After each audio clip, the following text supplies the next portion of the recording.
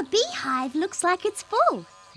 Full of honey. The bees have been busy all spring, collecting nectar from flowers. And more nectar means more honey for me. And you too. Hello, Teddies! Look at my beautiful flowers. They're so pretty. And they smell terrific. Where did you get them? The bananas gave them to me.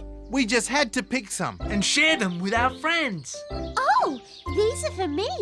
Well, Oh, bananas! That's so nice of you. The thing is, Amy... What good friends you both are. they are for you, Amy. Thank you, bananas.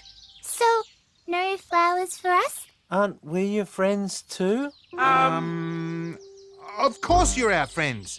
Two of our very best friends. And there are flowers for you. We just have to get them. Right away!